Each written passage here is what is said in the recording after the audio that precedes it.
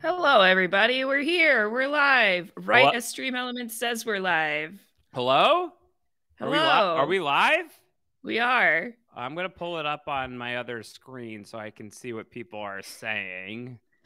Are we currently? Oh yeah, it does look like we're live. There we I are. see us. That's me. What? The And Leo that and, DiCaprio and moment. and that's Zed. It's me. And And that's it's me you. again. Zed, I feel like it's been 5 minutes since I've seen you. Do you want to tell everybody about our movie date Oh yesterday? my goodness. What a time To we be had alive. yesterday. Mm-hmm. What a time. Yep. Yeah, courtesy of Riley in the Discord, our single feature turned into a double feature. Yeah. And so we went to see Nick Cage's instantly iconic The Unbearable Weight of Massive Talent. Yeah, some movies take a while to become iconic. Not Others this one. are instantly iconic. In the moment as we're watching it, This was before one it's of even them. finished. Yeah, strong endorsement for The Unbearable Weight of I want Massive to go Talent. see it again. I also want to go see it again. I don't know when I'm going to have a chance to, but my brother was like, "So did you see it?" I'm like, "Yes." He's like, "Was it good?" I said, "It was Ben. It was exceptional." And I really want to create Unreal. Daniel Faraday, I can make time .gif. Like that's what I Uh-huh. want to do to get this going. But I don't know when it's going to happen for me, but I'm going to make it happen. Yeah, absolutely. So great. Absolutely. Wigloff Hey, says, if Kevin hasn't seen it when he Wigloff's going gets to tag here, along. yeah, Wigloff will come with me. Yeah. Absolutely. I would Mhm. get a whole squad together to go see it anytime. That would be a very fun, like, assemble a posse to go see The Unbelievable Weight of Massive Talent. Unbearable weight, but also Unbearable unbelievable. and unbelievable. It's like extremely bearable. It's like Yeah. the beyond bearable, unbearable weight of Massive Talent. What an absolute blast from start to finish. It's a Completely treasure. unreal, totally wild. Yeah. And And like a then good movie somehow it was like also. it's both like super fun, really funny, really insane, and also like really good, like emotionally true,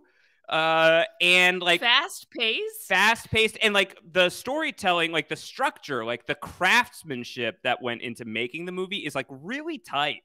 Yeah. We were breaking it down on I was with Grace and Ariel on the podcast, and like talking about like the ways in which the movie is so much about the process of making movies and how they can break your heart.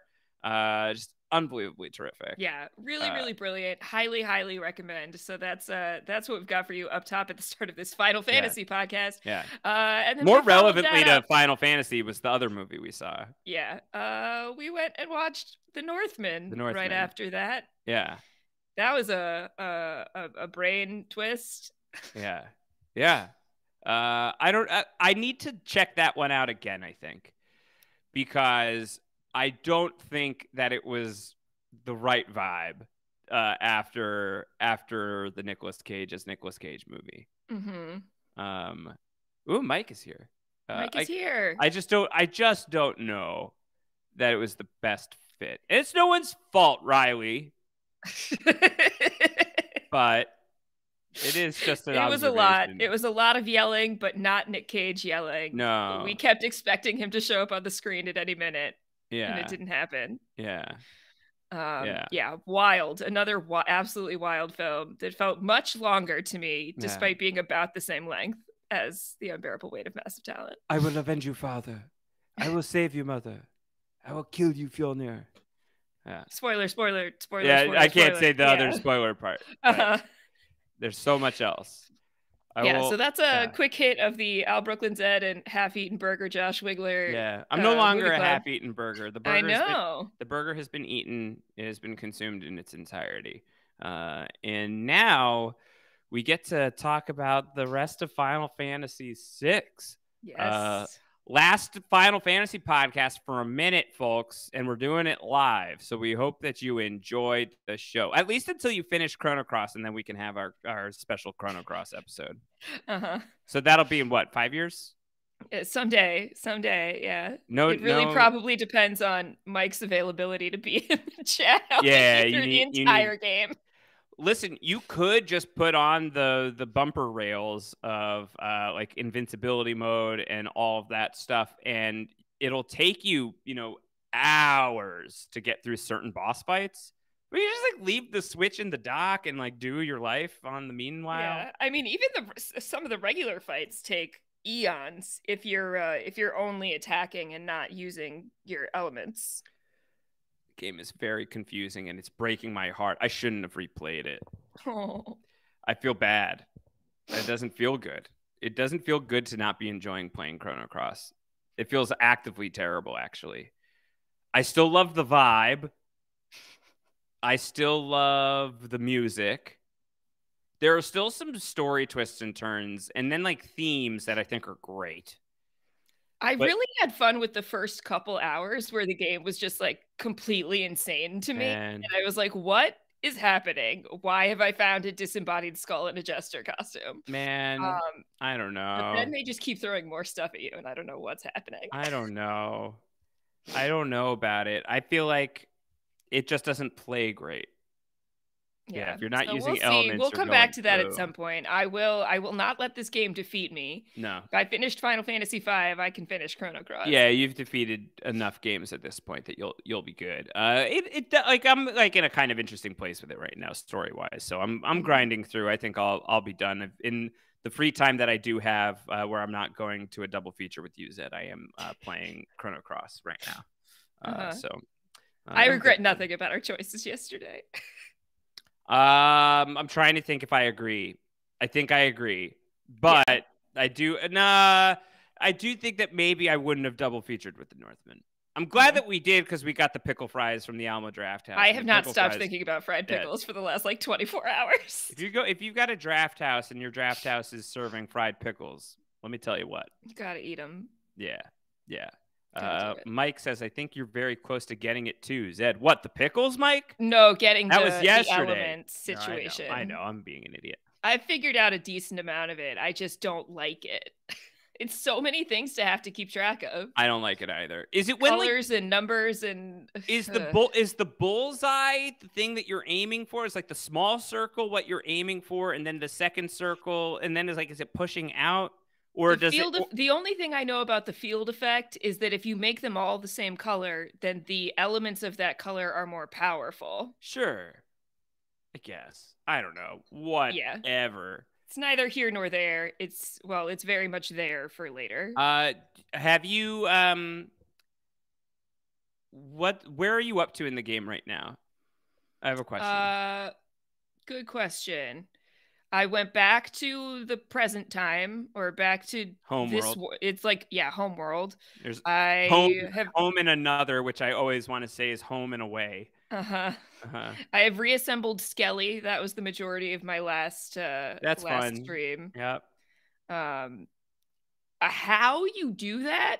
Just like on your own without Mike Edwards in the chat telling you where to go is beyond me. To do that at like a quick pace, yeah. But I think that you would probably just sort of end up running into this stuff for the most part. I don't have the time of a 10-year-old in the 90s anymore. Sure, yeah. That's really I think that's a big factor in our enjoyment or lack thereof in playing this game. Yeah, that tracks. Yeah.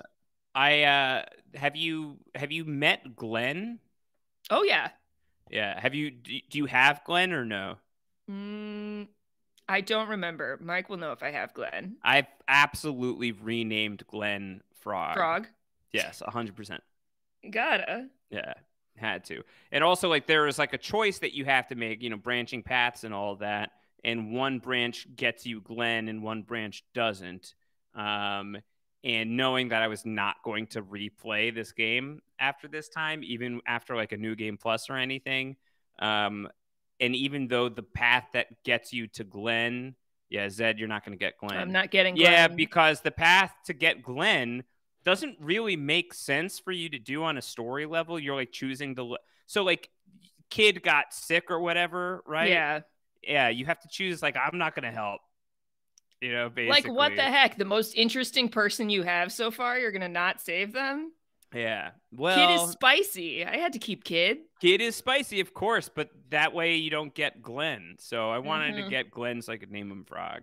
Yeah, Mike did warn me. He was like, story-wise, it makes the most sense to get Kid, but you will get better characters if you don't save Kid. You're not going to replay this game, right? You're not going to do it again, so I can just tell you what happens if you don't save Kid.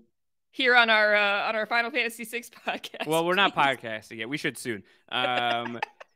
If you don't save Kid and you then just like start playing the game for like the next like little bit of game that you have to play, eventually you just go back to the village and Kid's like, "What's up? I'm fine now." Oh, that's it. I woke up. That's dumb. I'm up. I'm up. That's it. Okay. So yeah, that was worth getting Glenn for me. Yeah. Oh yeah, 100%. Who do you have? Did you get Guile? Mm-hmm. Yeah, Guile's cool. Guile, who is basically Magus. Yeah. He flies around the same way, and he's got purple hair. Yeah. Very similar. And he does magic. Yes, he does magic. Yeah, I miss Magus. This game just makes me miss Chrono Trigger. I think that this game needed fewer characters. By how many are there? 40-something, Mike? Yeah. I think, yes, there is, Mike. I think that there needs to be like, if there's 40 characters, I think there need to be 32 fewer characters. I have the giant pink dog. Yeah. I have a fairy. Yeah. It's chaos. Yeah. I have like Neo something. Who's like a plant that sprouted. Sure. Yeah. I got her. It has like what were they called? Like Neopets? Yeah. What were the Tamagotchis? Neopets, and yeah. Well, Neopets was the online thing. There were Tamagotchis, and then there was the other one that was like Tamagotchi. I can't remember what it was called. Yeah. A Neofeo. Yeah, you could go get Neofeo for sure. Yeah. Oh my goodness. All right, we should probably talk about Final Fantasy VI. I guess. Yeah. All right. Is everyone ready to talk about Final Fantasy VI? Because I'm going to switch into podcast mode now. Oh boy. Okay. It's a big change. Hold on. Let me just reset. Okay. It's very serious business podcasting about Final Fantasy VI. Okay. You ready to do this? Let's do it. Yeah, that's right, everybody. It's the Final Fantasy VI podcast here on post-show recaps. And indeed, it is the final Final Fantasy VI podcast here on post-show recaps. I'm Josh Wigler, flying around the world looking for my friends alongside Al, Brooklyn, Zed. Zed, we just got to find everybody. Yeah, we just got to find everybody. I think we left off with 6 or 7 of our characters, so we just have half of them left to go. Let's track who we have. We have Celis. You have no choice but to have Celis. We have Sabin. That was optional, but really kind of mandatory. They drop you off basically in his lap. So we've got Edgar. Mandatory. You have to have Edgar. Yes. Jared. You have to have Setzer in your party, or else how are you to fly around the world on Falcon back? Then we went and we just yada picking up the Cyan. Yeah. He's catfishing. He's sending in a cave full of silk flowers. He's sending silk flowers around the world pretending to be a dead guy because he thinks that that's the chivalrous thing to do. And let me tell you, Cyan, this is pretty creepy behavior. And also, why are you like just living on a mountain in Zozo? There's just so many other places you could have picked. Yeah, weird choices, man. How also did you get past the rusted door without the rust oil? I would like to know. And then we went and we picked up Terra, who was reluctant to rejoin the fight. But ultimately, Terra said, you know what? This is pretty much the end of the game, right? And everyone looks at each other like, is this the end of the game? And everyone's like, yeah, it's basically the end of the game. And she's like, okay, well, if we're very close to the end, then I will fight alongside you. Yeah. At least this one time. There's like a time limit on how much longer I can do this. But if you think we can get it done within that time, then I'll come with you. And otherwise, come get me later. And then we really yada, though the game does as well, the pickup of a 7th player. We just went to the Veld and got Gao back. Yeah, all you got to do is only have a party of 3 instead of 4, which you have to do a handful of times in this game, and it feels very counterintuitive. But in order to achieve certain things, you have to like short your party so that you can, there's room for people to join you. Yeah. And so Gao has rejoined. Wow, my friends. I joined you again. Yeah. And so Gao's back, and that's just lovely. It's great. And so now we're kind of left with just like, okay, well, you guys want to storm Kefka's tower? And I said, no. We don't have all of our friends back. No. And so now we are in the end game of Final Fantasy VI, Zed, where we are having to recollect all of our friends, and you can do it any way you want, basically. There's a couple of things that have to happen first before you do the next thing.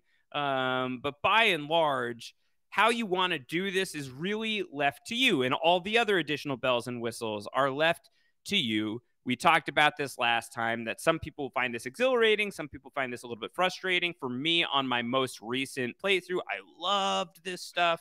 But some of it maybe I enjoyed more than other aspects of it. But that leads us to this final portion of the FF6 podcast, which we are streaming live on twitch.tv/hardrockhope. Zed, your digital home. Yes, hello. You can come hang out with me here all the time. And if you want to see a video of this podcast with bonus content that will not be on the podcast, I do believe, that's where to do it. Twitch.tv/hardrockhope. And then it will eventually move over to YouTube, which is also Hard Rock Hope. Yes, there was a little bit of a pre-show that was exclusive for the Rock Squad here, where we were just talking about Chrono Cross, which is a game that is the sequel to Chrono Trigger, which we have previously podcasted about. Got a shout out from a new patron of post show recaps today, by the way, Zed, reaching out being like, I love that you all covered Chrono Trigger. Oh, like, yeah. Yay. Well, we also loved that we covered Chrono Trigger. Are we loving that we're playing Chrono Cross may be a different question. And that was what we were talking about in the preamble. I love that Square Enix gave me a copy of Chrono Cross. Yeah, of course. That's very exciting, and we love that as well. And there's much that I still really love about Chrono Cross, but I'm currently playing that. It's out on Switch right now. Zed is playing it as well here on Hard Rock Hope on Twitch. And I do believe that when they are done and when I am done with that, we'll do a special one-off podcast specifically about Chrono Cross. But I'll say that I don't know when next the Final Fantasy podcast will meet other than that. We're for sure going to take some time off.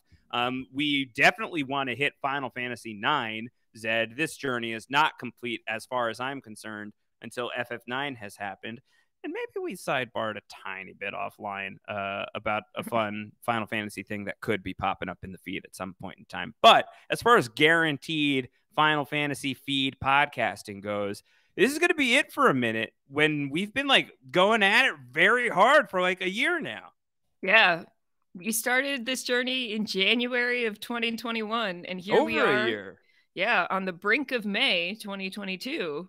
Wow. And we've been going strong. The brink of May seems like that should be an album name for something. Yeah. I don't know what genre. I don't know. What was the something emo from Severance? Brink of May, I think could be good. I think that could be good. So we're on the brink of the end of the Final Fantasy podcast for now, not forever. So enjoy us while you have us, folks. And let us enjoy the world of Ruin as long as we have it, Zed. And I guess this is kind of like dealer's choice. Where do you want to go? What do you want to do? Do you at least want to tell me first how much you did or did not enjoy finishing Final Fantasy VI? Sure. I think on a first playthrough, without really knowing the scope of the game and the end game and where the story is going to go, it is a little hard to craft a story onto it the way that you have discussed doing on this playthrough. So it does feel a little more rote in terms of go to the places, find the people, do the things to get the people. This time around, I've had a better sense of what's happening, so I can like make choices a little more.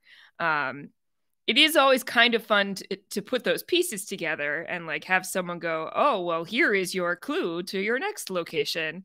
But it does feel rather story light for a while as far as what the game is giving you.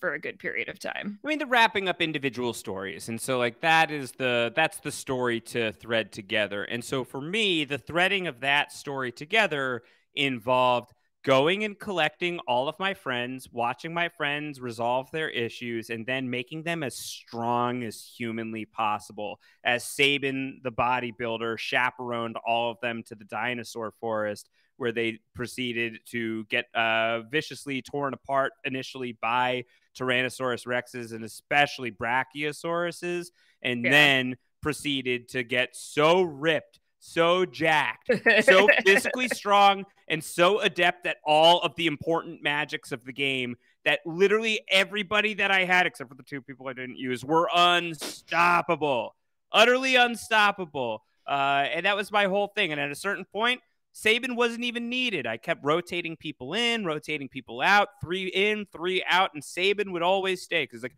listen, I'll just keep bum rushing, and that's going to do a guaranteed max damage every single time. But eventually, you're all going to get strong enough that we're going to get, multiple attacks in a single shot. Your strength will be up at a point where you're going to be dealing 2 max damages around. Does Sabin sound like Nick Cage? Maybe he is right now. One of you is going to have the Master Scroll at a certain point in time. And so you're going to be able to hit 4 times with that. And then I'll leave and you'll all be set and you'll be good to go. And eventually that did happen, where Sabin was able to, like, when you love something, set it free. And so he left. He goes back to the airship, and now I'm just subbing everybody in and out. And it was an utter delight to just, like, have everybody exercise, really, is what it was, Zed. It was like, well, a training montage to take down Kefka's tower as ruthlessly, efficiently as humanly possible. And by the time I got to Kefka's tower, I just, like, stomped on absolutely everything that I came across.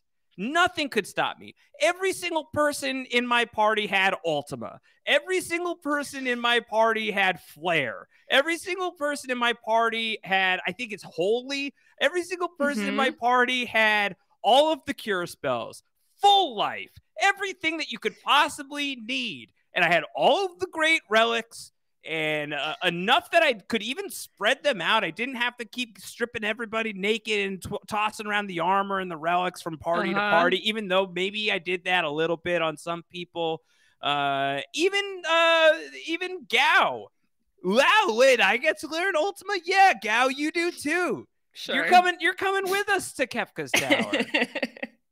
And I was able to divide my party up into, like, what made sense for me in terms of, like, stories of how these people would want to roll together. So I just had the best time doing all of that. We'll talk party formation when we get to Kefka's tower, but that was generally what happened. And all of that happened over the course of 2 4-hour car rides while Emily was driving and I was sitting in the passenger seat. She's like, "Are you okay over there?" I was like, "I am more than okay. I am killing so many dinosaurs and I am uncursing this shield. Everything is great. Everything's fantastic." Sounds like a dream. It was a great time. All right. Yeah. Who do you want to pick up first, Zed?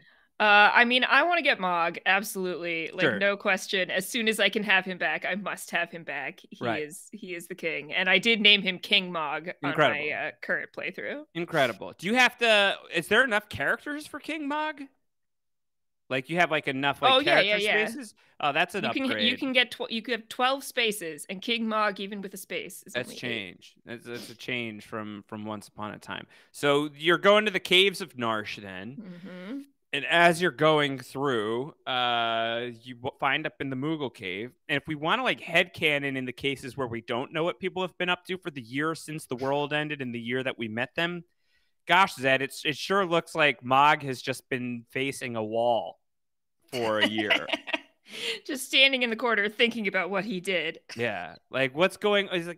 Is he, like, trying to use the potty? Like, what's going on with Mog? He's just like, no one look. Everyone, I need a private moment. I'm in mourning.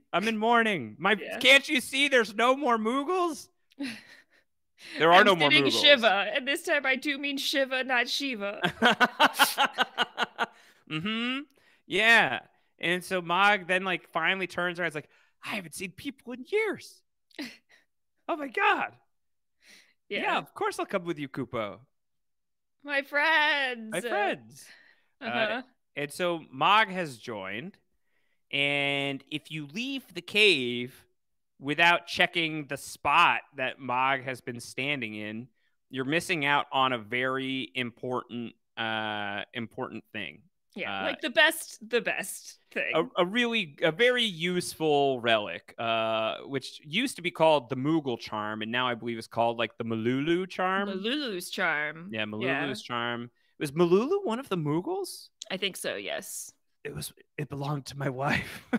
Exactly. Kefka killed her. She left this behind. Oh my God! So is Mog on a revenge kick at this point? Is he like? Feels like it. I think so. Yeah, dear Mr. Kefka, you don't know me, but I know you. But I know you. Yeah. You slept with my Moogle mother, and then my Moogle father killed her. Yeah. I'm coming to find you. Yeah. Mog Kefka. Yeah. Yeah, Mog Kefka. Yeah, King Mog Kefka. Pretty good backstory. Don't leave the caves of Narsh, though, right? Because now we've got party member number 8 has joined the crew. Why don't we go and pick up party number 9? Yeah. He's like, I bet my friend the Yeti would come with us, too. Yeah, do you guys want an abominable snowman? And you're like, excuse me? What? He's like, yeah, I have one of my best friends is an abominable snowman named Umaru. Would you like to meet Umaru? Yeah. And you respond to that by the same way that when if someone asks you if you're a god, you say yes. If someone asks you if you want a Yeti, you say yes. And so now, like, you have to proceed through the caves, go back to where you fought Kefka and his minions. There's a dragon here. And again, to reset, the tectonics of the world have shifted in such a way that these 8 sleeping dragons have awoken. They're sort of like the weapon of Final Fantasy VI. And if you defeat all 8 of the dragons, you get the most powerful Esper in the game, Crusader. So sure, why not? I'll kill all the dragons. I won't even question whether or not they deserve it. Yeah, by this point in time, it's pretty easy to crush the dragons. Yeah, I'll just like do it. I'll kill whichever dragon shows up. I don't even care if like they didn't do anything to deserve it and they're just as confused as we are as to why they're on the Earth's surface now. I'll just do it. Resources. I need the resources. Yeah. There's a metaphor here. It's fairly easy. I mean, I don't know how much of like the dragon stuff we need to really get into. They're all pretty easy to fight. Eventually, yeah. When you first come across them, you're not ready. And that's okay. You can come back to them later. Yeah. But I did on my first playthrough try and struggle through whatever the green one. It's the green dragon who is at the opera house. And that was the first one I ran into. And I didn't realize that like I was going to be fighting all 8 of these eventually and I could come back later. It seemed like the next thing I was supposed to do was go fight this dragon that's just sitting on stage at the opera house. And it went very poorly for me several times. So my friends were like, you don't have to do this right now. It's okay. You can go. Great music to die to.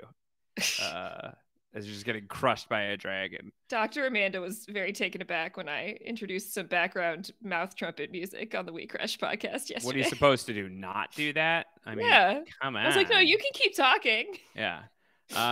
So once you defeat the dragon, then you have to get to the cliff's edge.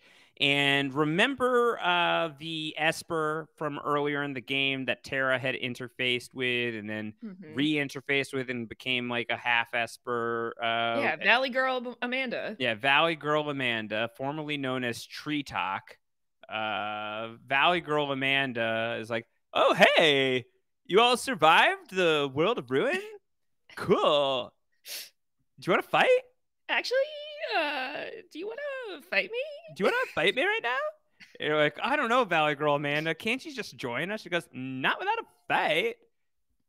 Yeah, that's sort of the vibe of like all the Espers in this game is like, you must prove your worth to me, and then I will join you. And it's like, okay, but why? All right, Valley Girl Amanda, I'm fine to do it, but you know I've been training in the dinosaur forest, right? Right. Sabin's been teaching me everything. I have been. They're so good at fighting now. And so you're like, all right, Valley Girl Amanda, put them up. And so, just bum rush Valley Girl Amanda to death with some, some Ultimas if you've got them. I don't remember if I had Ultima at this point or not. I don't think that I did because obviously you wait until as long as humanly possible to get Locke. That just goes without saying. So yeah, you just fight Valley Girl Amanda, and Valley Girl Amanda gets destroyed. She's like, "Wow, you're all pretty strong. I think I'll join you." And so she does.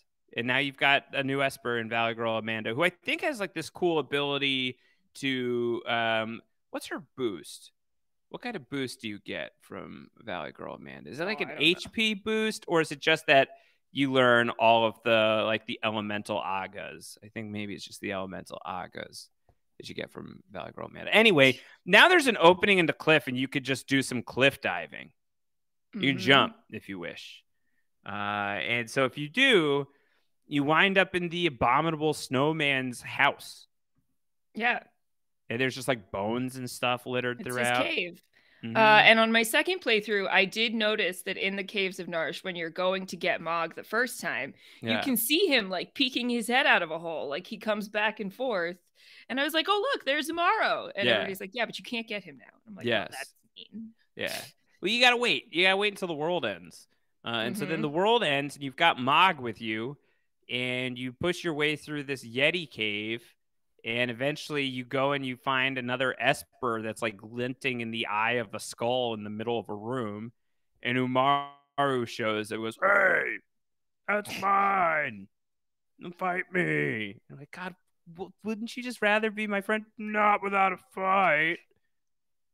This is kind of getting a little tropey, isn't it? Yeah, every time. Every single freaking time. And so you do fight Umaru, and then Mog is like, "Hey, you big dummy, why are we fighting? Just be our friend again." Yeah, and then you get the chance to name Umaru if you want, and I just don't know why you would ever change it from Umaru. It's just a great name. Yeah. And I believe live in the chat here, it has been pointed out by EPLP in the original. Mog calls Umaru his slave, and that he is the boss, says Mog. Yeah. How does that make you feel about King Deeply Mog? uncomfortable. I don't like it. I don't like it at all. You're my slave, Umaru. And Umaru's like, okay. I don't see it. That's fine. No problem. Yeah. Mog feeds me. Mog is friend, and Mog's like, no. Mog is friend. No, Mog is boss, Kupo, and Umaru is slave, Kupo. Oh, God. Umaru says, you say to Kupo, I say to Capo. Anyway, Umaru is great. I love Umaru. I know a lot of people advise against using Umaru too much because the problem is you can't control him. Right. He just acts on his own. To me, what I say is, great. Fewer decisions to make. Exactly. Happy about that. No issue. It's good in some cases, and then in other instances, you run into, here's a throwback, you run into my issue in Final Fantasy VII when one of your strongest characters is Vincent, but his only limit break makes him uncontrollable also, and you're trying to time your moves out correctly to make certain things happen, and then uncontrollable character moves just get in the way of what you're trying to do. Yeah, but he doesn't do anything like healing the bad guy, I don't feel like, the way that Vincent does. Sometimes does, yeah.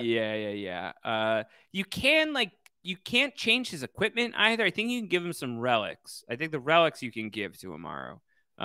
But otherwise, he just like throws himself and sometimes people at bad guys. I think he's great. Makes blizzards happen. Yeah, every once in a while.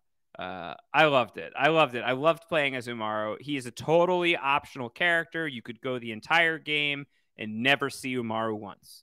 He is one of two characters that is completely optional. We could pick up the other one if we wanted to, or we could go elsewhere. We started out in the Veld. Why don't we go back to the Veld, Zed? Because if we go back to the Veld, there's a cave. And in the cave of the Veld, there is a guy who's looking for, what was the name of the dagger again? The Icky, what's it called? The Ichigeki. The Ichigeki. It's like, this guy is going looking for the Ichigeki. He's out here trying to find the Ichigeki. And inside, deep in the cave, if you waited for him, if you let him, he only asked for 5 minutes. If you were patient enough to just hang out on the edge of the floating continent, then Shadow survived. If not, Shadow dropped with the floating continent. Yeah. And I mean, he does say go on without me, but then you get, it's interesting because you get to the edge of the continent. Yeah, of course he would. Yeah. You get to the edge of the continent and it's like leave or wait. Yeah. And if you wait long enough and then you try again, it says wait for Shadow specifically. But it doesn't do that on your first approach. No. So you have to know a little bit that waiting is worth it. Yes. Otherwise, why would it give you the option otherwise? Why bother, right? Yeah, I totally agree. So you pick up, you go into this Veld cave. You have to fight a behemoth that's trying to eat Shadow. And then you have to fight like an undead behemoth afterwards. Which I think you could probably just cast Phoenix Down on. I don't remember. Probably. Most likely. And so like Shadow is like, oh, Shadow, are you all right? He's like, I don't want to talk about it. I mean, of course he doesn't. I don't want to talk about it, though. But you have the Ichigeki, I believe. He does not, if I'm not mistaken. And if Shadow had died on the floating continent, Realm would be here. So this is either Shadow or Realm is here. And this becomes like an additional point in picking up Realm if you didn't wait for Shadow. But either way, you pick up Shadow. You bring him back to Thamasa for whatever reason. Is that the closest place for him to? It's the place he's gonna heal. Maybe because it's where the magic is. I don't know. He's drawn to it. He's drawn to it. Yes, and Mike in the chat is wondering why would Realm be there instead of Shadow? And I do think at this point we could just like talk about that there is this whole subplot of Shadow's dreams that you get if you have Shadow in your party and you stay at inns sporadically throughout Final Fantasy VI. You'll be introduced to like these scenes that tell you a little bit more about when Shadow was a dude named Clyde. And how he is almost 1,000,000% definitely Realm's father. Yeah, because he and Realm are the only ones who can equip the Memento ring. Right. And Interceptor loves Realm. Realm. No one else. No, not a fan of anybody else. Indeed, will often come onto the battle screen and just bite people. Yeah. Really off the leash, this dog. So Shadow takes the place here of Realm. If Shadow is dead, Realm takes the place of Shadow. Shadow goes back to Thamasa. And then when you leave, you're like, wait, where'd Shadow go? What? Did he just get out of bed?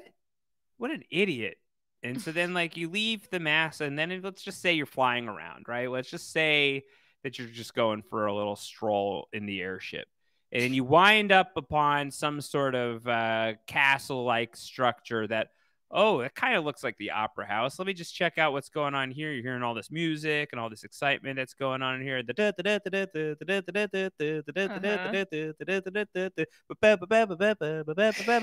you go inside, it's a Coliseum. And everyone is, I've never seen anyone be so psyched to be inside a Coliseum before. Everyone's thrilled to be here. Ultros is working the will call. Can you believe this? They got me working a desk job. Unbelievable. I got to pay the bills for the baby Ultroses. Oh, God. But be nice, or Typhoon or whatever his name is going to get you. Yeah. Ultros Zed has the world has gotten so bad that notorious freelancer Ultros, self-employed entrepreneur, has had to go out and get a job, like a normie, clock in, clock out. Yeah, what a normal squid monster this guy has become. Yeah, just an average civilian. Yeah, it's unbelievable how far he's fallen. And that's the end of the Ultra story, by the way. Like, there's no real climax to that. He's just been fighting you for so long, and now he's done. And then you show up at the Coliseum, and he's like, "Yeah, I just work here." Yeah, I get off work in a couple hours if you want to get a drink after. I don't know, reminisce, fight a little bit. I don't know. Fight a little bit if you want. I could still fight if you want. If you're hungry, I know a great place that's got seafood soup. Let me get my bib. Anyway, so you then go and you like fight at the Coliseum. If you bet the itchy Geki, someone shows up. Shadow's like, I want that. That's what I want. Very badly. Let me have that. And you're like, okay, I'll fight you for it. Why do we always have to fight for things? And anyway, so if you fight him and you beat him, then Shadow's like, all right, fine. I guess like I could just like spend some time with you guys. Mm-hmm. Like, that's okay. I'll do it. And so now you have Shadow. And also now you have access to the Coliseum. Not that you didn't have access to it before. Did you spend any time at the Coliseum, Zed?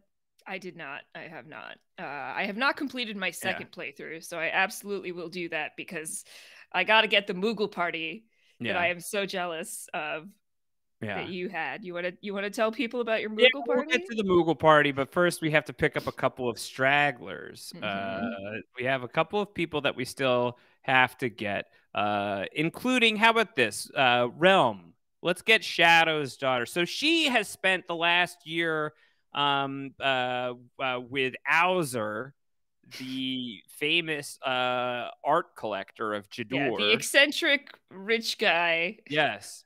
In his mansion. Who has just taken it upon himself to break all kinds of child labor laws. There probably aren't any anymore in the post-Kefka world of Ruin.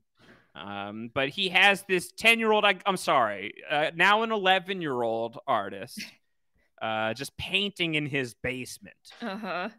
That's what she's doing over this last year or so. That's kind of a nightmare, Zed. Yeah, you're just required to paint whatever this like creepy old dude wants you to do forever.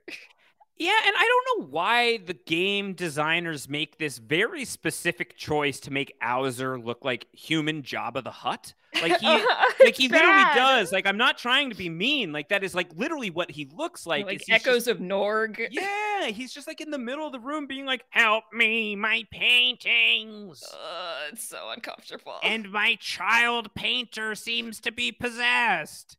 So you have to like fight through a possessed art museum. There's like some shades of Ghostbusters too in here. He is Kefka. And so like eventually you just have to fight the painting, and Realm's like, could you get me out of here? Please. Yeah. I don't want to be in here anymore. I actually kind of like this dungeon. Owzer's Manse. I don't mind it. Because it is kind of interesting. Like the paintings come alive. You fight some of the paintings. There's like secret doors hidden behind places. Like paintings turn into doors. Like it's sort of magical. Yeah. There's like floating things, and it's kind of whimsical and fun. I don't mind it. It's a bit like a like Boo's haunted mansion in like Mario. Yeah, I like it. I like the music. Ba-dum, ba-dum. Mike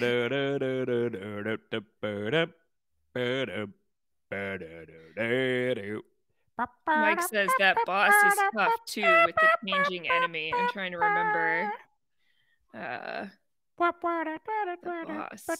Oh, Chatternook. Chatternook is the name? Mm-hmm. This game has great names for stuff. This painting of the goddess Lakshmi has been possessed by the demon Chatternook. Yeah. But this is how you'll get Lakshmi, the Esper.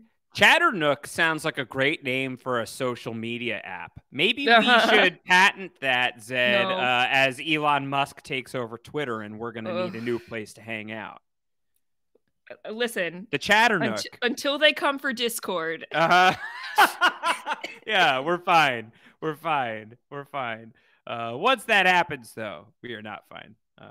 That's when we're in trouble. Well, that's why we want to get ahead of it with Chatternook. First, they came for Twitter, and I said nothing. 1,000 patrons of Post Show Recaps, and we will develop the app for Chatternook. How about that? All right, so now we've got Realm, and Realm's like, "Thank you for getting me out of here. By the way, have you seen my grandfather?" And you're like, well." do we really have to go pick? That's my grandfather you're talking about. So like, all right, fine. That old geezer, we gotta go get him. Mm-hmm. She's always pretty insulting towards him. Very ageist towards her grandpa. And so he's at the cultist's tower, right? He's at the cultist's tower. He's just standing around in a circle. He seems to have gotten like a little bit zombified about magic. He's like, I love magic. We love Kefka. And he's just like hanging out with the people at the cultist's tower.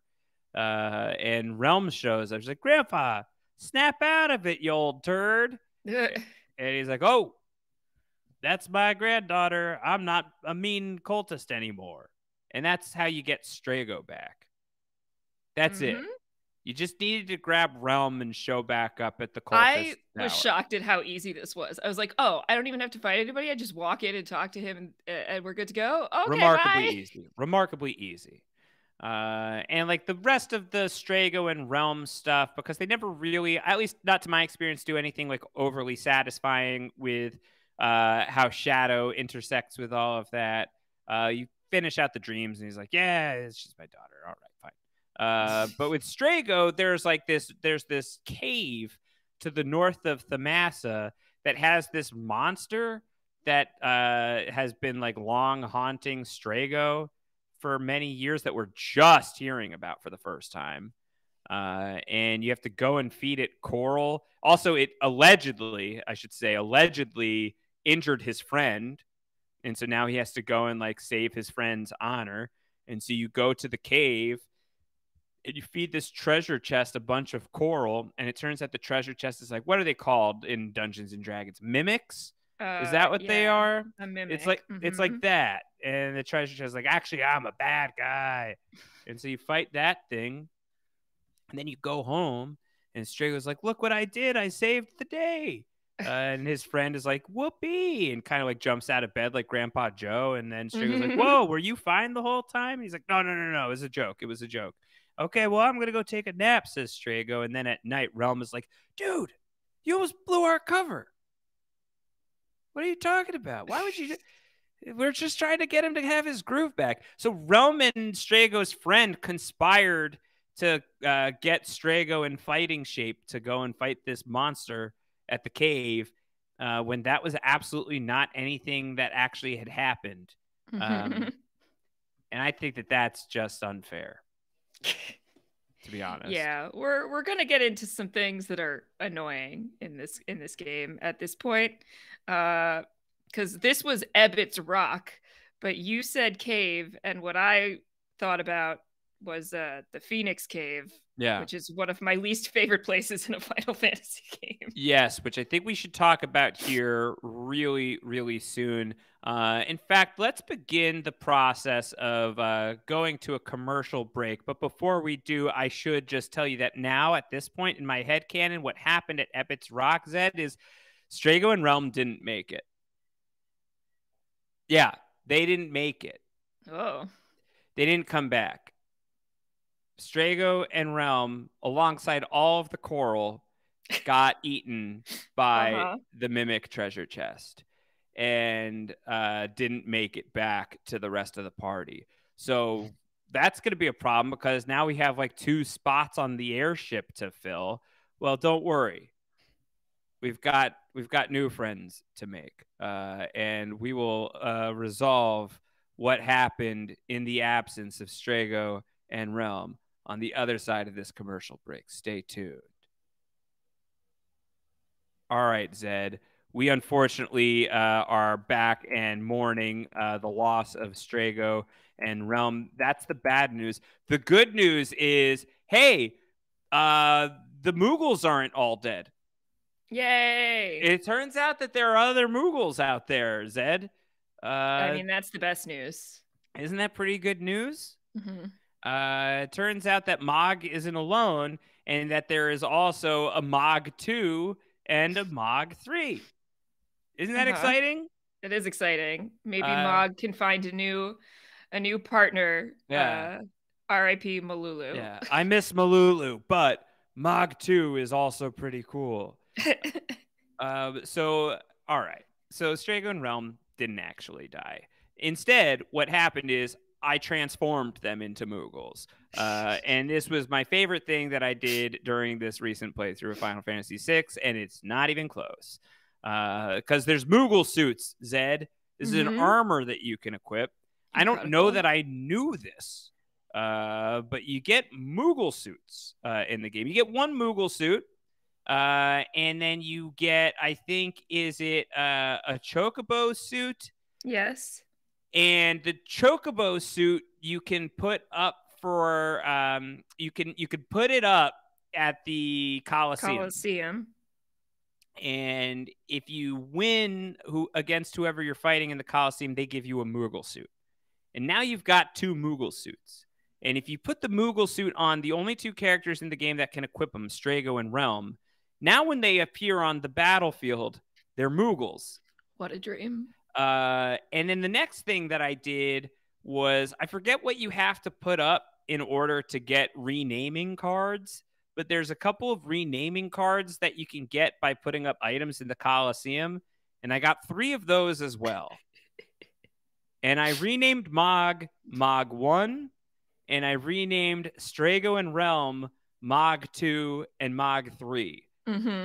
And suddenly, I had a party of Moogles alongside Umaru, and I had a full squad from the Cave of Narsh. And in my head canon, Strago and Realm didn't make it out of Ebbets Rock, but Mog found some new Moogle friends. Amazing. And for me personally, that worked out quite nicely. With respect to everyone out there who really loves Strago and Realm. In fairness, Strago and Realm, technically really became important members of my party. Right. Because they got very powerful and really, really talented at Ultima and the Full Life and all of the Agas. They got all the good magic. The Agas, yeah. Yeah. And so my party that I really leaned on for a lot of time afterwards was Umaru and the Moogles. And great band, also. One of my all-time favorite things I've ever done in a Final Fantasy. We wrecked shop at Kefka's Tower. My game plan initially was to get Mog at a high enough level that he would be solid to use the Malulu charm, because you have to finish at the Cultist's Tower, I guess. At the top of the Cultist's Tower, there's a boss fight. The whole Cultist Tower, you can only use magic. So I made sure that I had like Celis and Terra, and I think maybe it was Edgar or Sabin. Sabin, because he was just with everybody, knew every single spell in the game. Yeah. He's like, well, I'm here. I guess I'll just work on a different discipline because I'm pretty strong. So I'll just keep equipping Espers and just learn every magic spell in the game. So Sabin ended up knowing every magic spell in the game. He's like, I'll use it if you need me to. My shamanic talents. Yeah, his nouveau shamanic abilities. So Sabin just knew every spell in the game. And so I had like the 3 of them. And then typically my plan is, well, I'll just have Mog along for the ride as well, because he'll put on the Malulu charm. And then I won't have to fight a single battle throughout the whole Cultist's Tower. And by the time I get to the top of the tower, I will have full magic. I will not have wasted a drop, and then I'll be ready and set for the boss fight. Yeah, if you've got if you've done the grinding already and don't need to do it in the tower, then that is certainly the way to go. Yes. I ended up having to do a bunch of grinding before completing the tower because I did not have enough magic at the right level for the tower to work. Yes. But then the people that I took into the tower, I think I was locked into the party that I had at that point for some reason. Yeah. They became like the really strong people who then carried my 3 parties for the rest. Anytime we had to split, it was like there was one strong person from that Cultist Tower party leading each of the other 3. Makes sense. Yeah. Instead, what happened for me is that like Mog ended up being like, I'm trying to train him to be serviceable, and then Mog like got like really buff. MVP. Listen, he led my game for like at least the last 25%, if not longer. Yeah, Mog got ripped. Mog got cut. He got wind cut. And so I was like, between that and the fact that like I could turn Strago and Realm into Moogles. All right, yeah, I'll do that. That's great.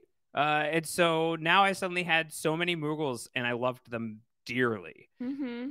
Great times. Who do we still have left to pick up? Locke. I think that we've got Locke and Go-Go still. Is that the remaining? We haven't gotten Go-Go yet. Let's go get Go-Go. Let's get Go-Go. Get Go-Go. So Go-Go is yet another character who is completely skippable. You do not need to ever see Go-Go. And in fact, the mechanisms with which to go and meet Go-Go, rather bizarre. Very strange, Zed. It involves getting eaten by a sandworm. Yeah, sure. You have to get eaten by a sandworm, as you do. The Zone Eater. And if you get eaten by a sandworm, you end up in this subterranean, I'm going to call it a prison. I'm going to call it jail. You end up in this cavernous jail where there are these strange little dudes wearing lime green train conductor uniforms. I hate it. Who just walk back and forth on bridges. This was infuriating to and me. Knock you off without any explanation or a single hi, how you doing? No words are exchanged as these strange little leprechauns just decide that we are the trolls who are on the bridge and you cannot pass. If you touch me, you're gone. And God, is this not the worst? It is really terrible. Especially it's also just baffling. It's baffling. Yeah. Dexterity and timing, as always, not my strong suit. And anytime you get knocked down, you got to do a battle and go all the way back to the beginning. And it's just like, and there's not a pattern really to the way that they move. So you can't really anticipate the timing to get it right. Very challenging. Very, very, very, very, very, very horrible. I absolutely hated it. Truly, truly, truly despised it. And so you have to jump around on these bridges. At least the go-go music is really terrific. But why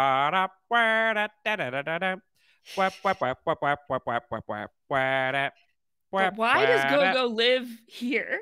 Yeah. I don't know. Because he likes it. He likes it, and Go-Go's just like, I'm here. This is where I live. I live underground because there's sandworms that ate me once, and I stayed here underground. Now, Zed, you'll recall last time we spoke, I said that there was some theories about Daryl, Setzer's Daryl. Someone can fact check me on this, but I believe that one of the leading theories for a very long time, and maybe is still upheld, is that Daryl and Go-Go are one and the same.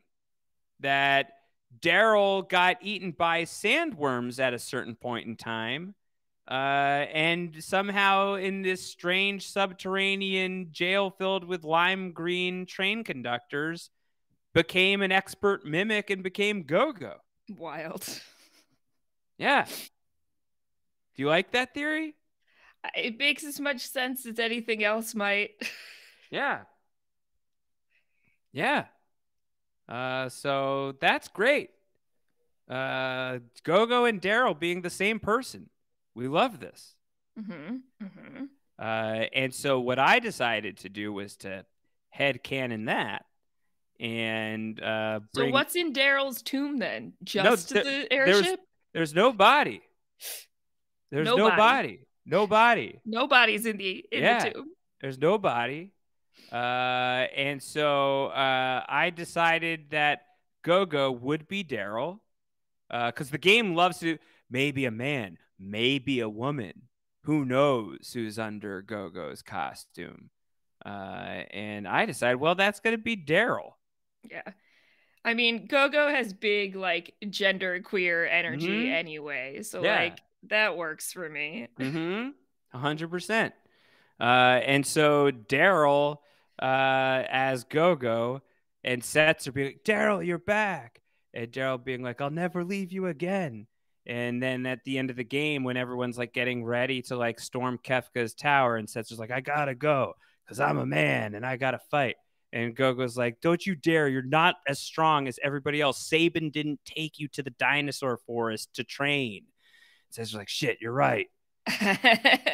And so Go-Go is like, but I'll stay here with you. I'll never leave you again. And so in my version of events, Go-Go and Setzer decided to stay behind on the airship while everybody else went out to fight Kefka through his tower. Wow. That's how I decided to use that. Wow, so you left Go-Go behind and 100%. took Gao. Yes, absolutely. That's wild. And the main reason why I did that, because I love playing as Go-Go. Go-Go is great. The mimic ability, really fun. The bigger thing with Go-Go is that Go-Go, they can like have blitz, magic, whatever you want to toss on, and that is delightful. Just like terrific stuff. The problem is if you're doing fast forward auto attack in this version of Final Fantasy VI Pixel Remaster, Go-Go doesn't remember this stuff. I don't remember if it's internally within the battle or at the very least from battle to battle. No, it's within the battle itself. If you want them to bum rush or meteor strike every single time, you gotta manually input it every time. I'll tell you what, Al Brooklyn Zed. I'd rather teach Gao Ultima. Apparently. I'd rather teach Gao Ultima and give Go-Go some sort of thematic connection to Setzer that gets Setzer off my team also. I'll make that trade. So that was the trade that I made. So that's how I used Go-Go in this playthrough of Final Fantasy VI. But otherwise, Go-Go is supremely useful and really, really cool. Just in this one, not great. Okay, I guess we got to go get Locke. Locke is in the Phoenix Cave. Talk to me about the Phoenix Cave. I texted you as soon as I finished it, and I said, the Phoenix Cave can kick rocks. Yes. It's so mechanically complicated and time-consuming, and I'm trying to remember what else I hated about it. I think the enemies in here are probably really challenging. It's just... you have to have two parties, and your parties have to take turns standing on switches so that your other party can move as you wind your way through two different patterns or two different pathways in the Phoenix Cave. Yes. Because you got to deactivate spikes. You got to make bridges appear and disappear. Yes. It is complicated. That's a really kind way of saying horrible. The Phoenix Cave sucks. There's all these monsters that turn you into zombies. It's so aggravating. You just get horribly zombified. There is like this, there's this one enemy that is like the big head that I think is really cool. Like design wise, they just have like these, like, there's like, hey, I'm just a floating head. And there's like some cool enemy designs in here. And I guess like some of like the functionality of like, you guys go this way, we're going this way. I'll step on a switch so that you could walk through a rock. Like, it's like kind of like a fun concept, but it's also just like frustrating. And especially if you haven't juiced up enough of your people at that point. Yeah. The enemies are really, really, really aggravating in this one for me. If you don't have like a ribbon or something similar, the status effects get more cumbersome and annoying than anything else. Yeah. You can use amulets to prevent zombie, I think, which is really the biggest thing. The other ones you can kind of work around if you have to, but zombie is so difficult because it kills your party member, but they keep attacking your own party instead. Right. And you can't Asuna your way out of that. You specifically have to have holy water. So if you are not stocked up on holy water, you have a problem. Yeah. So you want a lot of holy water to pound while you are being turned into zombies regularly. Yada, yada, yada. Fight a red dragon if you want. Locke has come to the Phoenix Cave to steal all the treasure and take the Phoenix Esper to bring back to Rachel, who to Rachel's credit has made it through to the world of ruin. Kolingen looks like it got pretty messed up as well, and Rachel's still hanging in. And so Locke is going to bring the thing to Rachel. And it's not going to work. It's going to work long enough for Rachel to wake up and be like, Locke, let me absolve you of all of your guilt. The time we spent together was so great. I love you, Locke. You're the best. Even though you're kind of really weak in battle and your steal rate is lower than I'd like it to be unless I gave you a relic that wastes a relic spot. Other than that, you're great. And Locke says, thanks. Does that mean I don't have to? And like, can I now? And she's like, yeah, you could date Celis. Okay, bye. All right. And so then she dies, and now you've got Phoenix, and now you've got Locke back. And if Locke wasn't the last person you recruited, I think we're just playing Final Fantasy VI very differently. I will do everything that I can to avoid the Phoenix Cave until I really kind of like emotionally feel like I have to go there. Yeah, I didn't know what I was signing up for when I got in there. And I think I can't remember if I finished a stream while I was in there at a save point and I was like, I need a break. Yeah. But it's a tedious endeavor, to say the least. Yes. It's frustrating. It's not fun. No. It's the opposite of fun in there. Really sucks. But now you've got Locke. I believe we have everybody. So let's just recount who we've got. We've got Celis. We've got Sabin. We've got Edgar. We got Setzer. We got Cyan. We've got Terra. We've got Gau. We got Mog. We got Umaro. We got Shadow. We got Realm. We got Strago. We got Gogo. We got Locke. We got them all. Yeah, it's everybody. Gotta catch them all, and we did. Pokemon. Yes. And so now you've got all 14 party members and a couple of other things that you could do if you want before you beat the game, including bringing Locke back to Narsh where he'll just lock pick a bunch of doors. It's like literally none of us could have just like beaten down the door. Yeah. We have a literal Yeti with us. And we also have a thief's glove that does nothing in this game compared to in many other earlier Final Fantasies. You need a thief's glove to be able to open certain doors. Yes. And to I think free your friends from prison in maybe Final Fantasy III. But here that does not accomplish that goal. You have to have Locke or those doors will remain locked. Yeah. Yeah. So he helps. You could get a cursed shield here. There's an old man being like, oh man, I've got this shield and it's made me pretty sick, but if you want it, it's like, okay, I'll take it, I guess. It's like, yeah, if you just fight 250 battles or so, it'll probably be the best shield in the game, and it'll teach you magic spells. It'll teach you the best spell. So if you want it, you could have it. So I take the cursed shield instead, and then like you have the option if you want to take the Ragnarok Esper, the Magicite, or the Ragnarok Sword. And I take the Ragnarok Sword because the Ragnarok Esper is just going to teach you Ultima, and I'll get Ultima from the shield happily, every time. So yeah, so then I'll just like bring the cursed shield to the dinosaur forest while I'm doing all my dinosaur forest and stuff. There's an ancient castle that you can encounter, Zed. Tell me about the ancient castle. The ancient castle. Is this where all the Cyan stuff happens? No, that happens at a castle as well, though. Yes, that is the memories of Doma Castle. The ancient castle. Oh yeah, you get the Death Tarot deck for Setzer, which I never used because I wasn't using Setzer on that playthrough, but I was like, that sounds interesting. Yes.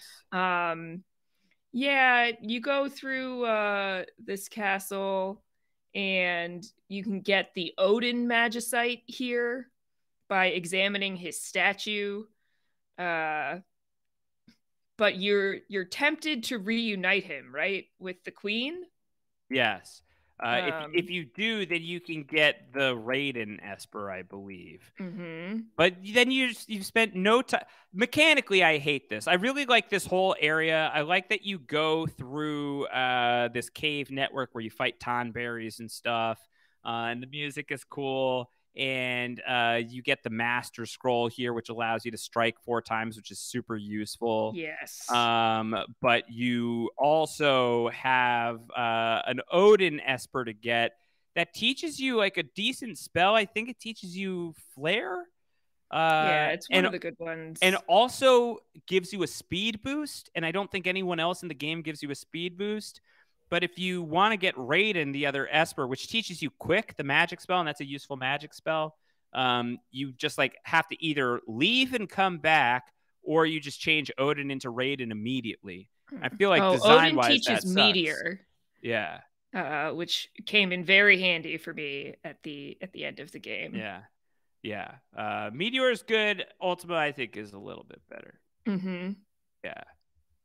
So you got that, and then you can get Raiden out of that if you want. I didn't on this playthrough get Raiden.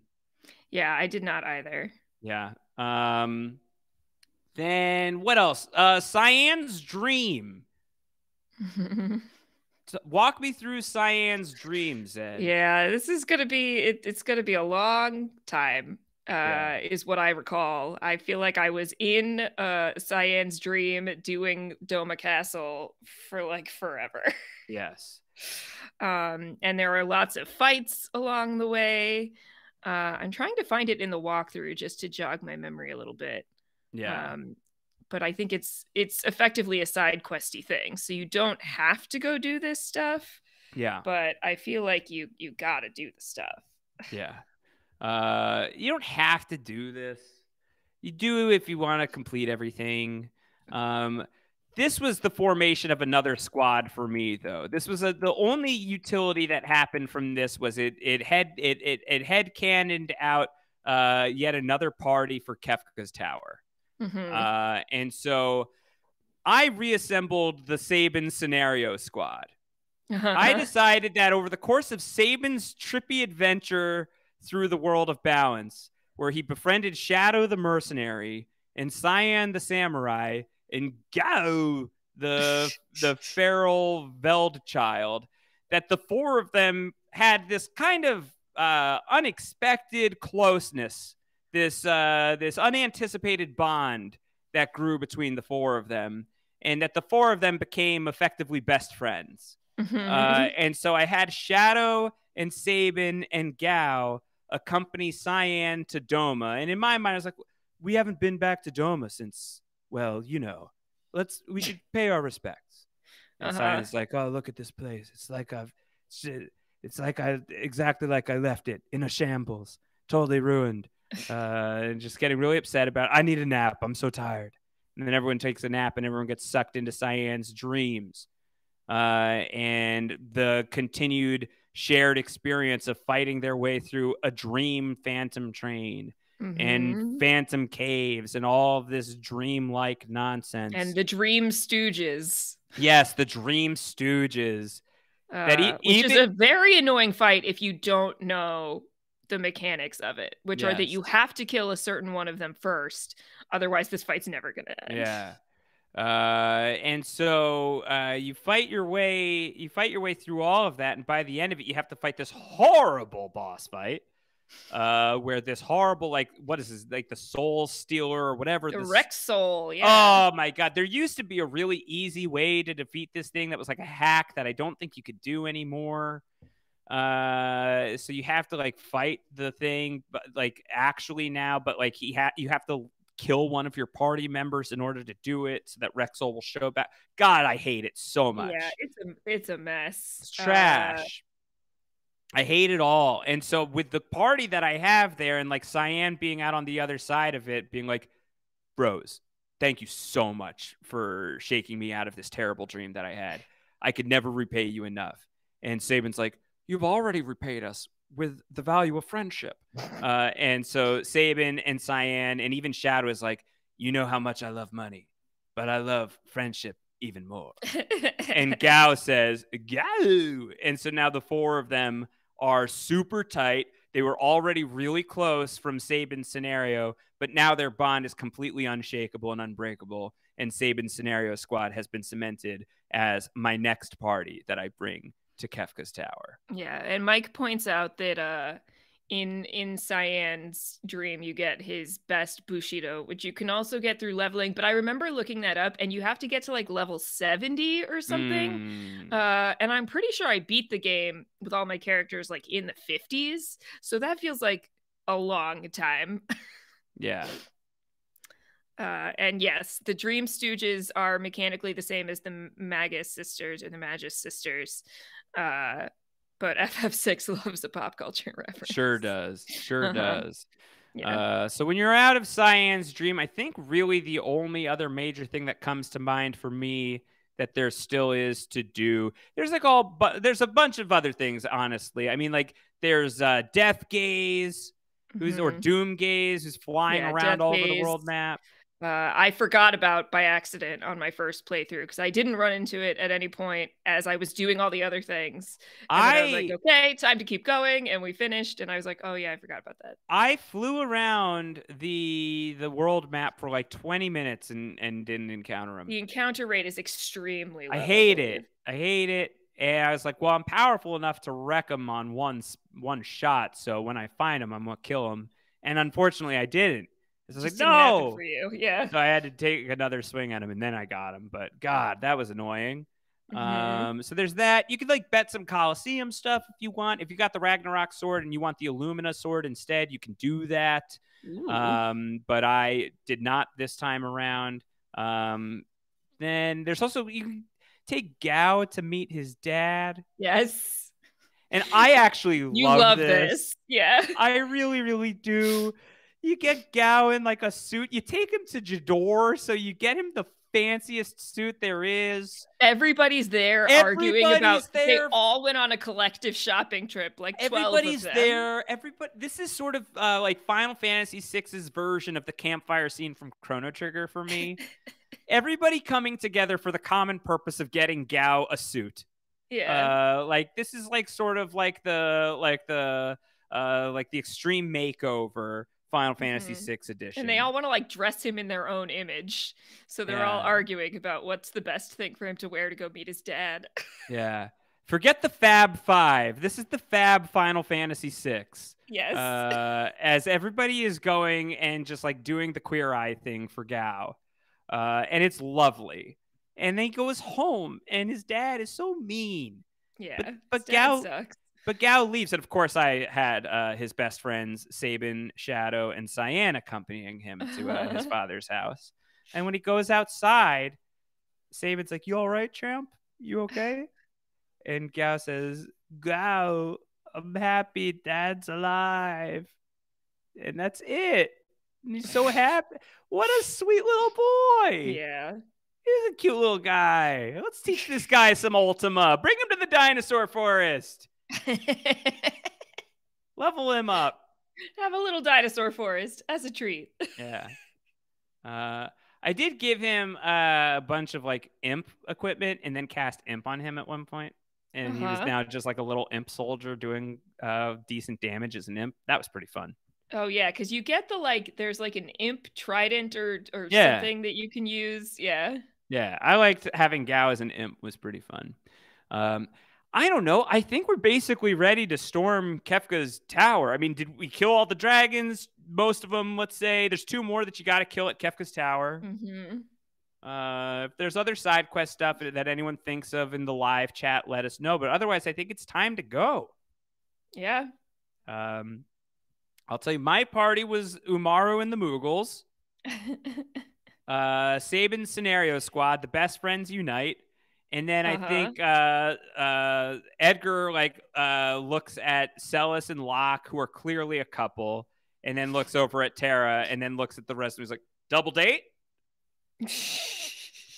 And Tara's like, gosh, fine. All right, fine, whatever. And so that's the other party that I had. And so those were the 3 that I dropped into Kefka's tower. How did you divvy up your party into? Because you have up to 12 people, 12 spots to fill. Yeah, so I'm trying to look at my VOD real quick to remember how I divided this.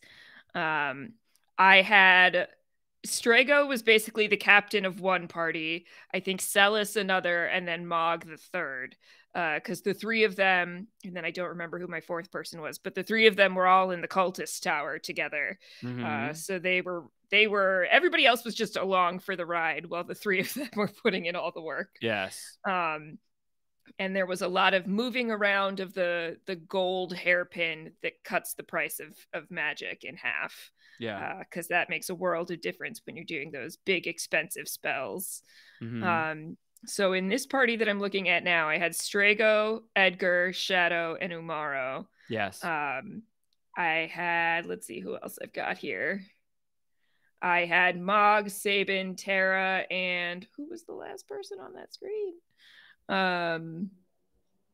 Someone, yeah. And then who I left behind was Setzer and Gao, because I had not used Setzer at all, and I hadn't used Gao at all. It was too complicated. Yeah. Oh, I stuck Locke in the party with Mog and Sabin, because Mog and Sabin can do anything. Yes, so, of course. Put the useless one in that party. Yeah, I needed some thematic connection. I needed there to be a story to tell for me. Yeah, and then I had Celis, Cyan, Gogo, and Realm together. Yeah, Setzer's like, I'll be on the airship with Daryl. Daryl's like, I'll be on the airship with Setzer. And so they would fly. If you need us, let us know. So they had the airship all to themselves while everybody else stormed Kefka's tower, which for me was remarkably easy. Yeah, I just walked through it. There's a like Ultima Weapon's brother is like in the bathroom, right? You like walk into a bathroom at one point. Ultima Weapon's brother is just in the stall, be like, "Hi, do you mind?" You're like, well, I think we should fight. So you fight him. You have to fight a cannon.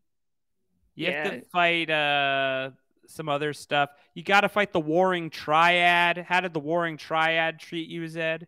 I think a couple of them were pretty easy, but I am also looking at my video right now, and when I fought the goddess, this was like a whole project. Because she turns everybody into zombies, which is my least favorite thing. Yeah. And I just got to the point where I thought I had beaten the fight with 3 of my party members were zombies, and Realm was up with like 600 HP, and then she disappeared, but she had cast re-raise on herself and came right back, and I was like, no, I had it, but I didn't have it. That one was the struggle. That I had to keep like re-strategizing a handful of times to get people equipped with the right things to try and prevent full party defeat. Yeah. But the other ones, I mean, anything with Mog was so easy. He was just so OP compared to anything in the game at that point. Yeah. The thing that I remember the most fondly is Umaru and the Mughals going up against the goddess. And they like cast Ultima just a bunch of times, and the goddess is just like, I can't. Yeah. I can't anymore. And I was laughing my head off the whole time. Like, this is the best. Wow. I screenshotted it. I treasure these. There's like a sequence of events I treasure forever now. It's just unbelievably ridiculous to look at. It's truly perfect. Yeah. Yeah. And so we're gonna get through all of that, and then you'll get up to the top of Kefka's tower. Yeah, where Kefka's just like, "Hi guys." Yeah. It's just me, Kefka, just shooting laser beams at the world, and just causing death and destruction, and really for no reason other than I like it. I like to do it. And everyone's like, "Could you stop?" Yeah. And he says, I don't think so. Like, make me. He's like, I could. Do I want to stop? I don't particularly. I'm pretty satisfied with what I've been doing here. And yeah, much like you, I think it's not because you necessarily use him the most, because if it was who you used the most, Sabin would be in this position here. But I think Mog was the leader of the right party. And so like Mog got called upon by Kefka. So like Mog was like, listen, Kefka, you've lost your way. Basically, whatever like speech he gives. So like intense final showdown confrontation conversation in my playthrough happened between Kefka and Mog. And I was like, this is the greatest thing I've ever seen in a video game. Same. Yeah. Listen, Kefka Kupo. Things are happening out there in the world of ruin, Kupo. Lives are being lost, Kupo. People are just trying to scrape on by for their next meal, Kupo. Meanwhile, you sit in your tower, Kupo, and reap all of the resources that the land has to offer, Kupo. And you think that your day of reckoning isn't coming as well, Kupo? You've got another thing coming, Kupo. And Kefka's like, shut up. And he kicks Mog off the tower. Mm-hmm. And then Mog goes, ah. And then Kefka's like, okay, well, I'm going to shoot some more lasers now. But then if you'd like to fight a gigantic, monstrous statue version of me with the most incredible music playing underneath it, the 15-minute dancing mad track. Yes. Yeah, we'll just go for that. And so then like the game makes it so that you have to choose what order your party members will come in. And if characters die at the end of different phases of the fight, they'll be replaced by other people in the lineup who are waiting on deck. I don't remember exactly what it ended up being, but my final permutation, at least, ended up being Celis, Terra, and 2 Moogles that took down Kefka. Yeah. Yeah. I don't think it ended up. Yeah. It didn't really matter for me, the order, because the only people that I was going to use were the first 4. And so it was Mog, Celis, Sabin, and Strago. Yeah. That was I'm pretty sure that was the cultist tower squad. And so they were the ones to lead the way. And I didn't need anything else. Yeah. This was also rather easy for me, because there's the hoarding of items. So if you really needed, like a mega elixir or whatever, I had them. Yeah, you got all the elixirs from all the clocks. There's enough equipment that, magic don't cost a thing for certain people. And then there's also like the one thing that allows you, the soul of Thamasa, I believe, that allows you to cast spells twice. Yeah. So you just double Ultima constantly. Yeah. Yep. Yes. And then for one other person, like I was casting Ultima for a single thing, for like a single magic point. Yeah, because if you combine the soul of Thamasa and the gold hairpin or whatever the one is that makes the magic really cheap, it costs you nothing to do magic over and over and over again. I think the Celestine cast costs a single magic point. So obviously I gave that to Celis. Yeah. And I think I gave the soul of Thamasa to Shadow because my headcanon for Shadow was like, sure, I'm going to accept that I am tied to Thamasa and I shall forgo my money-hungry mercenary ways to become one of the best sorcerers in the land. And so I had him just like casting magic like a boss throughout much of the run of Kefka's Tower. And that was very satisfying for me. Yeah, but then like I just like Sabin is like, I taught you everything I know to everybody. Oh yeah, he learned Bum Rush from Duncan, but I guess that's called Phantom Rush now. He's like, I've taught you everything I know. You got this, everybody. You all know what to do. And so everybody was so ripped and so jacked that my stats were insane. Yeah. Like at the lowest, I had like 500 MP for like my worst person out there. I feel like, not counting Umaro, who has no magic. So like, nothing could stop me. Yep. And I just ultimate the crap out of Kefka.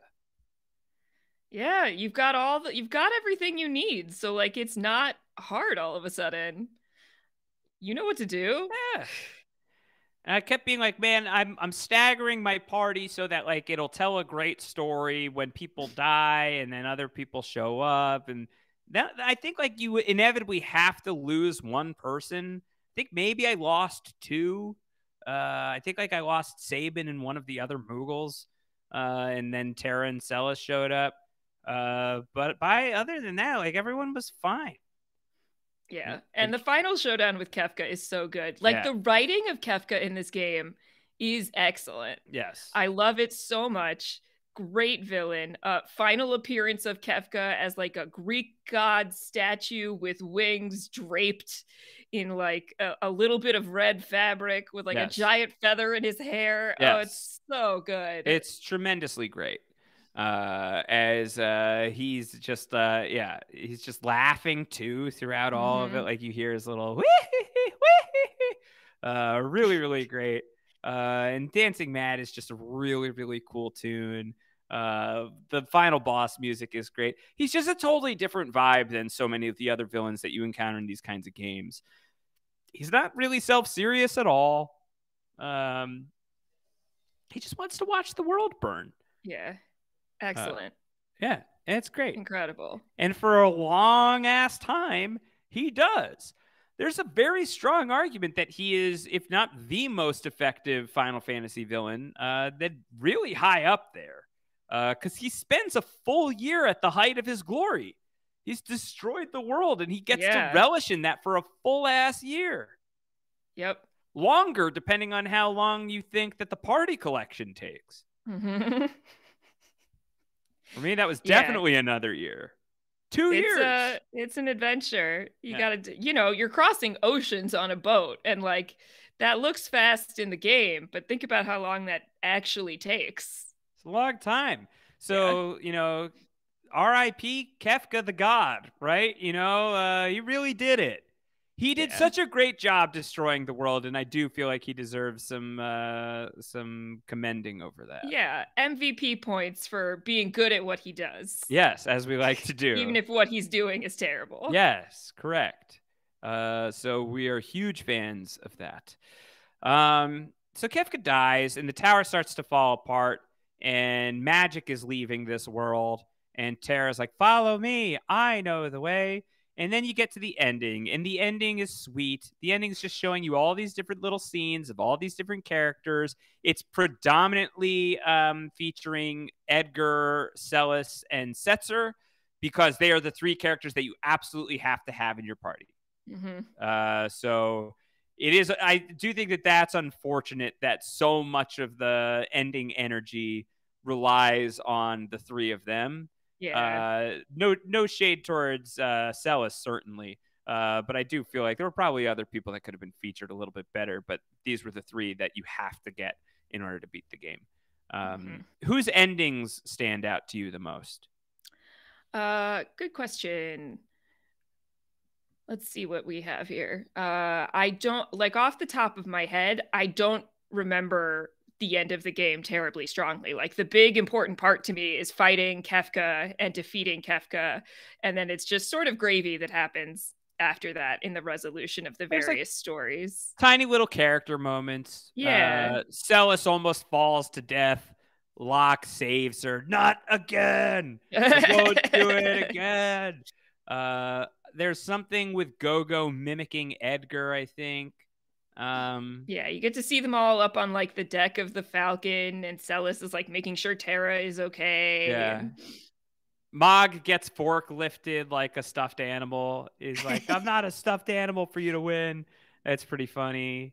Shadow dies? Shadow stays behind. Shadow's like, go on without me, Interceptor.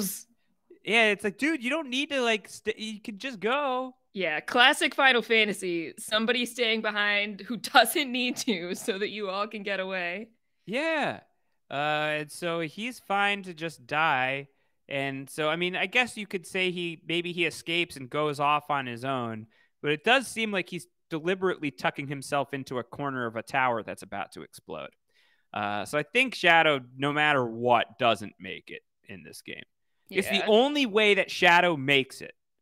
The only version of this game in which he survives is if you get him from the floating continent, stay for him, and then don't leave him alone. And either don't pick him up in the Veld Cave, or at least wake him up so he's not mauled by behemoths, and then let him live his life out looking for the Ichigeki at the Colosseum.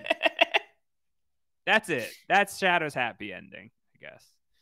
And then, you leave. Magic leaves the world. Terra's alive. She lets her hair down, and it's just blowing in the wind. and that's effectively Final Fantasy VI. The world is going to heal, but magic has to go. That's kind of sad. I feel like it's a sad sacrifice to have to make. But that's FF6, and it's a really lovely time. I really love this game a lot. It's not my favorite the way that it is for many people, but I totally see it and I totally get it and I appreciate it. And I'm really glad that you enjoyed it. I'm secretly really glad that you enjoy Final Fantasy IV more. But I am glad that you enjoyed FF6 as much as you did. Yeah, I think I haven't even played Final Fantasy IV a second time yet. And even more than the story, the characters of Final Fantasy IV just like stole their way into my heart so fast that it's pretty hard to beat that. But I did have a really good time with Final Fantasy VI. It's a long, sprawling game. 14 characters is a lot.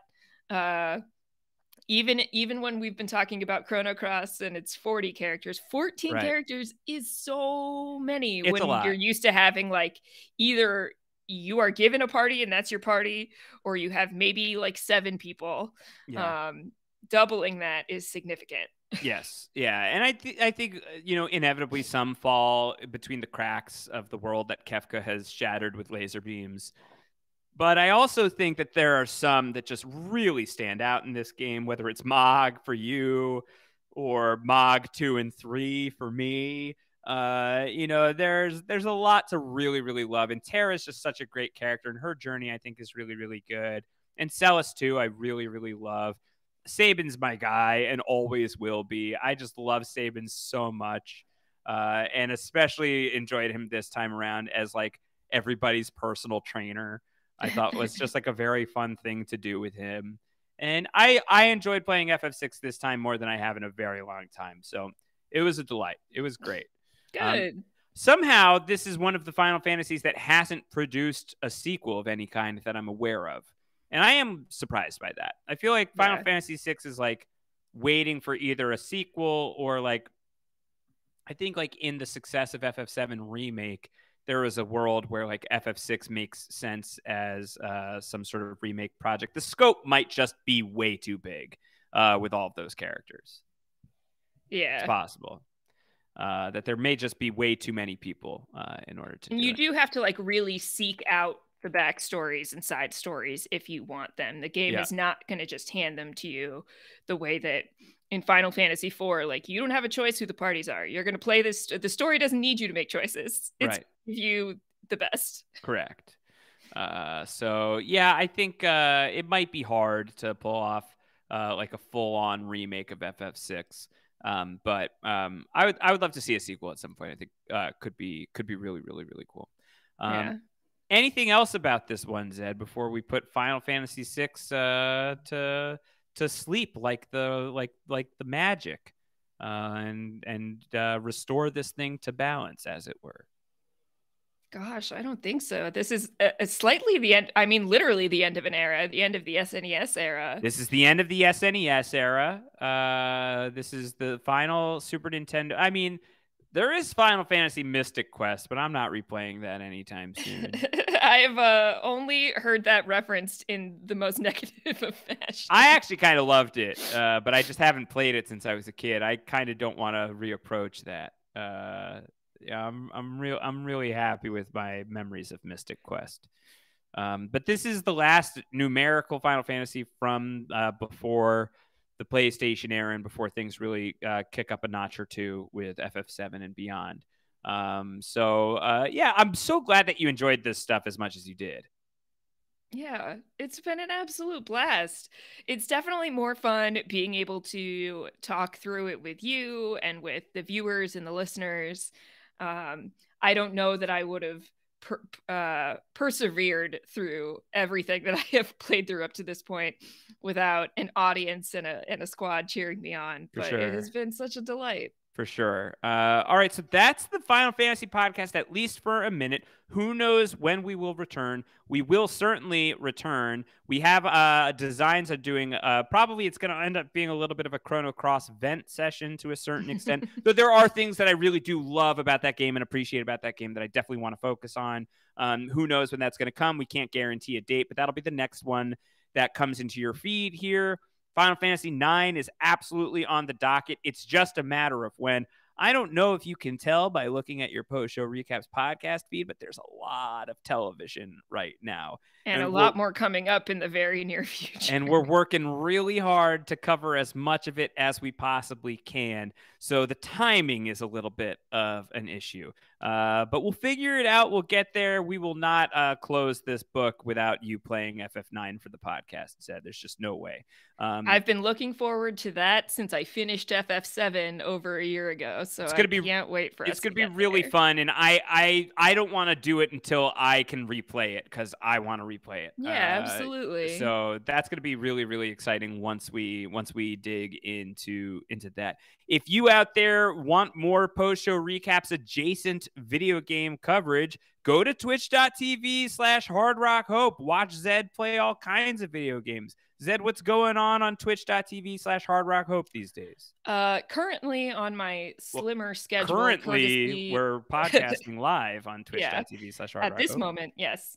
My slimmer streaming schedule, we have been focusing on Chrono Cross, and I am nearing the end, I think, of a playthrough of Pokemon Shining Pearl, my first Pokemon game in 20 years, which has been fine.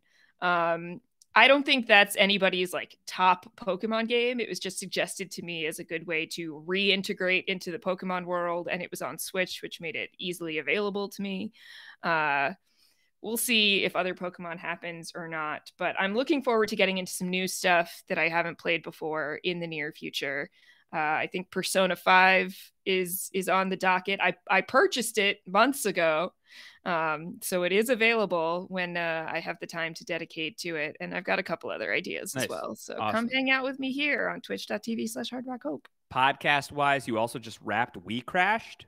There's a lingering bonus episode to come covering the documentary. Not exactly sure when that will drop yet either.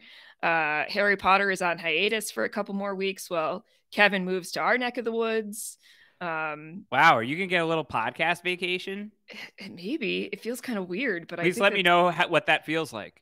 I'm turning into you, and I'm starting to get anxious about it. Yeah. Like, but how will I talk to my friends? Nah, you'll be fine. You'll be fine. You'll be back on the mic before you know it. We're already talking about some things that would be really fun. Cool. All right. Well, great stuff. At Hard Rock Hope, wherever you can find them on the internet. There's also going to be a patron exclusive podcast featuring myself and Zed and our former Mole Patrol colleague, Jessica Leese. That has yet to hit the patron feed because I'm very slow at editing this one. But it's in the offing. It is, one could say it's just round the twist that we will get there. It's around the twist is the thing. So it's coming your way pretty soon. It's going to be a really, really fun podcast coming to your feeds in the not terribly distant future. Zed, anything else? That's it. I don't think so, my friends. I mean, those of you who are hanging out with me here on Twitch, you'll see me again real soon. But if you're only listening to us in the podcast feed, we're not far away. Come to the Discord, come to the Twitch. You can hang out with us there. But we will miss you here in the podcast feed for a little bit. We'll see if we can find ways to keep it alive in the meantime. Maybe a thing or two. Could be. In the meantime, as Zed says, patreon.com/Post Show Recaps. If you want to hang out with us in the Post Show Recaps patron Discord, we would certainly appreciate it, especially if you're getting to this point at the end of a very long Final Fantasy journey, or at least a stopping point for a very long Final Fantasy journey. You're like, wow, those podcasts were fun. That's been great. I'd love to just show like a quick month's worth of thanks to Josh and Zed. We would certainly appreciate it. Tip your podcasters, support the arts, happy media, and such. With all of that said, Brooklyn Zed, we will see everybody on another airship at another time. Until then, take care. Bye-bye. Bye. All right. We did it. We did it. Thank you all for hanging out with us here in the chat. Thank you, Mike, for reminding me of the things I did and didn't do. Amazing. Yes. It's always good to have accountability. Oh, my gosh. It's so helpful because my memory of any of it is pretty long gone. Yo, I got that. Like, I know. This one was very, like, memorable for me. I didn't even get into all of, like, my head canonical reasons for equipping which relics I equipped people with, in which I was like in a very weird zone towards the end of FF6. A great time though. Just classic fan fiction stuff. Yes, amazing. Excellent. I would love to stick around. I have to run. I have a meeting in 10 minutes, so I got to jet. Yeah, I know you got to bounce. This was a blast. What a couple of days we have had together. Oh my God, so much fun and so great to do this with everybody here on Twitch. This was delightful. I'm glad we were able to do this one live. And yeah, Zed, the thing I told you about offline, I think you should think about that. Mm-hmm. Oh, it's thought about. I already reached out to the person in question. Oh, interesting. Okay, so we shall see what happens. All right, that could be fun. That could be very fun. All right. Bye, everyone. Bye, friends. See ya. Bye.